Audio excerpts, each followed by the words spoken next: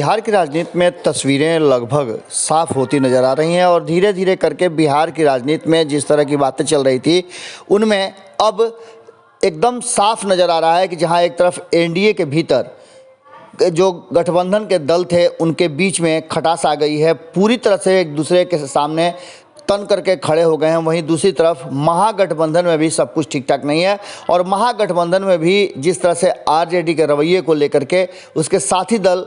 परेशान हैं और अलग से फैसला करने की तैयारी कर रहे हैं। लगभग समझ लीजिए कि दोनों ही गठबंधन में एक भयानक विस्फोट की स्थिति सामने आ गई है। इस बीच में आपको बता दें कि भारतीय जनता पार्टी को एक तरफा फैसला करना कहीं ना कहीं भारी पड़ने वाला है और इसकी चर्चा अब ज़बरदस्त ढंग से शुरू हो चुकी है। आपको बता दें कि जहां एक तरफ 5 राज्यों में हो रहे चुनाव को लेकर के भारतीय जनता पार्टी ने अपनी कमर कस ली है और उसने अपने कई साथी दलों को बाहर करके खुद अकेले चुनाव लड़ने की बात की है। वहीं कहीं कुछ छोटे छोटे दल हैं जिनके साथ उनका समझौता भी हुआ है और उनके साथ सीट शेयरिंग भी किया गया है। उत्तर प्रदेश में जनता दल यूनाइटेड को बाहर करना और इतना ही नहीं, मुकेश सहनी सहित जीतन राम मांझी को भी साथ नहीं रखना, इस बात की तरफ इशारा कर रहा है कि भारतीय जनता पार्टी पूरी तरह से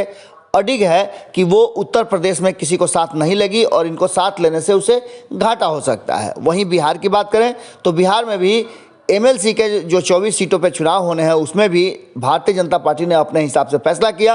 वो तो नीतीश कुमार से मिलने की एक औपचारिकता मात्र थी और हमने आपको खबरों के माध्यम से बताया था कि भारतीय जनता पार्टी जिस तरह से नीतीश कुमार को बार बार सामने टारगेट करके उनके साथ समझौते कर रही है, ये दिखा रहा है कि नीतीश कुमार ने जिस तरह से पिछले कुछ समय में अपने अनुसार समझौता किया है और अपने फैसलों पर कहीं ना कहीं भारतीय जनता पार्टी को झुकने के लिए मजबूर किया है। आज Bharatiya Janata party upper hand रखते हुए नीतीश कुमार से उन बातों को सीधी तौर पे कहा जाए तो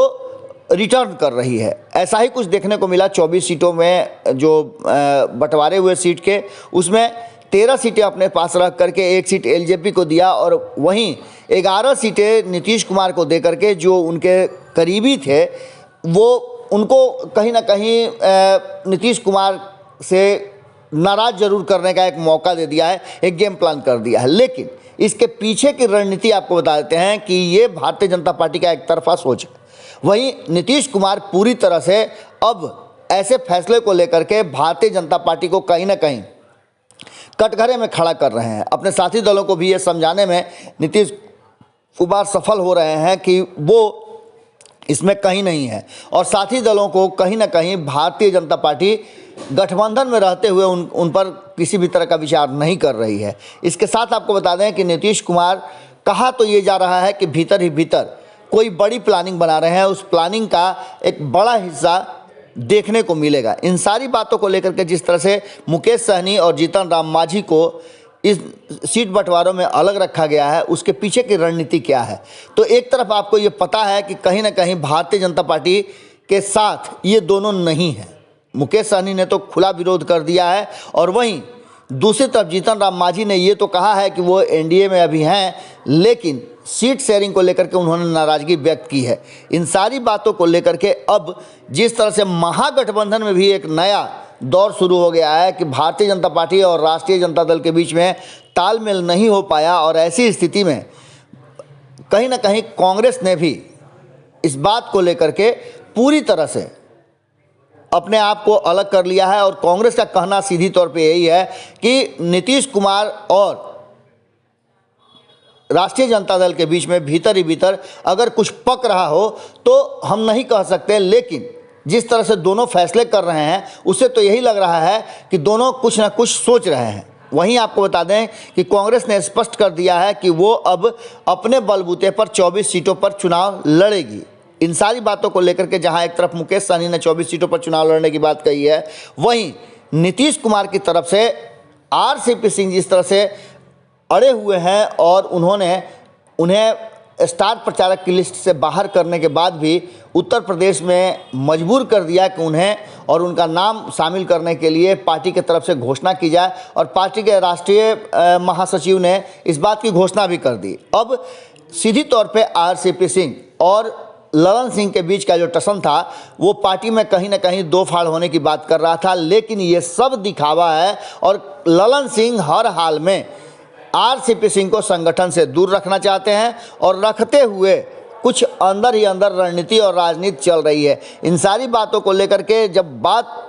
राजनीतिक दल के नेताओं से होती है तो वह स्पष्ट तरीके से कहते हैं कि नीतीश कुमार इतना आसानी से सब कुछ छोड़ने वालों में से नहीं है। नीतीश कुमार सत्ता पे हैं और मुख्य कुर्सी पर बैठे हुए हैं। उनका सीधा सा मकसद है कि इस कुर्सी पर रहते हुए कोई बड़ी योजना और रणनीति बना करके वो सामने आए जिससे कि भारतीय जनता पार्टी को चेकमेट कर दें। अब इन सारी बातों को लेकर के जहां एक तरफ लालू प्रसाद यादव भी पूरी तरह से एक किनारे पड़े हुए हैं और उनका सीधी तौर पे अब कहा जा रहा है कि तेजस्वी यादव पर कोई दबाव या अंकुश नहीं है, क्योंकि जो लालू प्रसाद फैसले करते हैं वो फैसला तेजस्वी यादव मानने के लिए तैयार नहीं है। तेजस्वी यादव जैसे ही विदेश दौरा से वापस आने के बाद सीधी तौर पे उन्होंने जो बातें कही वो बातें स्पष्ट करती है कि वो एक अलग दिशा में सोच रहे हैं और उनकी सोच में कांग्रेस और वाम दल नहीं है। ऐसी स्थिति में वाम दलों का एक हिस्सा जो है वो कह चुका है कि वो एमएलसी चुनाव में अपने उम्मीदवार नहीं उतारेगा, लेकिन इन सब के बावजूद कोई भी बैठक साथ में नहीं हुई है और इस बैठक नहीं होने को लेकर के भी कई तरह की चर्चाएं चल रही हैं। कांग्रेस ने एक नया स्टैंड लिया है और इस स्टैंड के पीछे जो बातें चाहे जो भी कही जा रही हों, लेकिन भीतर खाने में चर्चा इस बात की है कि नीतीश कुमार और कांग्रेस के बीच में कोई ना कोई साठगांठ चल रहा है और इस साठगांठ के पीछे एक बड़ी रणनीति और योजना है। इस रणनीति और योजना के तहत ही भारतीय जनता पार्टी और आरजेडी को छोड़ करके एक नई रणनीति और नई गठबंधन की तैयारी चल रही है, जिसकी चर्चा हम पिछले लंबे समय से कर रहे हैं। अब आप सीधी तौर पे देख लीजिएगा कि जिस तरह से बिहार बंद को लेकर के आरजेडी ने कॉल किया था, लेकिन सड़क पर नज़र कहीं नहीं आई राष्ट्रीय जनता दल और इस बंद को और छात्रों के साथ खड़े नजर आए पप्पू यादव कहा जा रहा है कि उनका सॉफ्ट कॉर्नर कहीं ना कहीं कांग्रेस के प्रति है और स्पष्ट तरीके से उन्होंने कहा है कि कांग्रेस का ये फैसला बहुत ही बढ़िया है कि वो आरजेडी से अलग होकर के अपना चुनाव लड़ेगी। जिस तरह से उपचुनाव में कांग्रेस ने राष्ट्रीय जनता दल को कड़ी टक्कर दिया था और अपने बूते पर चुनाव लड़ने का फैसला किया था,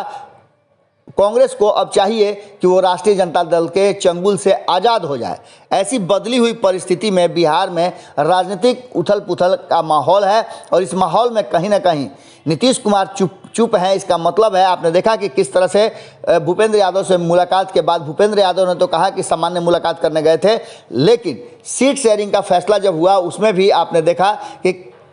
कहीं ना कहीं नीतीश कुमार की सहमति लगभग न के बराबर थी और इसीलिए उन्होंने विजय कुमार चौधरी को सामने किया और प्रदेश अध्यक्ष उमेश कुशवाहा उसमें शामिल हुए थे। इन सारी बातों के बीच में जिस तरह से मुकेश सहनी और जीतन राम मांझी पूरी तरह से अड़ गए हैं, इसके पीछे भी रणनीति बताई जा रही है कि कहीं ना कहीं नीतीश कुमार की है और नीतीश कुमार इन दोनों को पीछे से बैकअप कर रहे हैं कि वो भारतीय जनता पार्टी के सामने पूरी तरह से अड़ करके खड़े हों और जब ज़रूरत पड़ेगी तो वो उनका साथ देंगे। लेकिन सीट शेयरिंग के फैसले के बाद जो चीज़ें सामने निकल करके आई, जिसमें मुकेश सहनी और जीतन राम मांझी को बिल्कुल अलग थलग कर दिया गया, उसके बाद से पूरी कहानी पलटी हुई नज़र आ रही है और ये कहानी एक इशारा कर रही है कि भारतीय जनता पार्टी के लिए नीतीश कुमार कहीं ना कहीं मुश्किलें पैदा करेंगे। भारतीय जनता पार्टी के लिए मुश्किल होगी नीतीश कुमार की यारी और ये उत्तर प्रदेश चुनाव में जैसे ही वोटिंग शुरू हो जाएगा उसके बाद से बहुत कुछ बदला हुआ और देखने को मिल सकता है। इसी बातों की चर्चा विपक्ष के नेता भी कर रहे हैं और इन्हीं बातों की तरफ इशारा एनडीए के गठबंधन दल के साथी भी कर रहे हैं। सभी को इंतजार है कि नीतीश कुमार क्या कुछ फैसला करते हैं, नीतीश कुमार बाहर निकल करके क्या कहते हैं। हालांकि जिस तरह का रुख अपनाया है पिछले कुछ दिनों से ललन सिंह ने, वो स्पष्ट कर रहा है कि नीतीश कुमार की ही नीति है और नीतीश कुमार चाहते हैं कि भारतीय जनता पार्टी अब उस स्टेज में आ जाए जहां से बिहार की जनता को ये दिखाया जा सके कि भारतीय जनता पार्टी बिहार के प्रति वफादार नहीं है। इस बात के लिए विशेष राज्य का दर्जा और जातीय जनगणना को लेकर के और मदरसे की बात को उठा करके कहीं ना कहीं इस पर भारतीय जनता पार्टी को घेर करके नीतीश कुमार एक नई रणनीति की तरफ चल रहे हैं। वहीं दूसरी तरफ इस पूरे घटनाक्रम में आपने देखा होगा कि कांग्रेस का स्टैंड क्या है, जहां एक तरफ एनडीए में जदयू जम करके हंगामा कर रही है, जम करके भारतीय जनता पार्टी के विरुद्ध खड़ी नजर आ रही है। वहीं दूसरी तरफ आपने देखा होगा कि महागठबंधन में कांग्रेस भी अब राष्ट्रीय जनता दल के साथ पूरी तरह से नहीं है। ऐसी स्थिति में एक नई योजना कहीं ना कहीं भारतीय जनता पार्टी के लिए मुश्किल पैदा करेगी और नीतीश कुमार की यारी भाजपा को पड़ सकती है भारी। ये बातें कहा जा सकता है, जो कि राजनीतिक गलियारे में काफ़ी चर्चा का विषय बना हुआ है। आज के भोरे भोर में हम आपसे यहीं विदा लेते हैं, कल फिर मुलाकात होगी। बहुत बहुत धन्यवाद। अगर ये वीडियो पसंद आई और वह बिहार के राजनीति और बिहारियत से सरोकार रखेनी तो सब्सक्राइब बटन दबा के चैनल के सब्सक्राइब कर ली। ओजे एगो घंटी बा, ओकरा बटन दबा देला से कुल सटीक और मारक खबर रुआ मुफ्त में मिल जाई। अगर रुआ पत्रकारिता के हमनी के नया प्रयोग में सहयोग कर चाहतानी तो ज्वाइन बटन दबा दी। पेटीएम नंबर नोट कर ली 9386816700। धन्यवाद।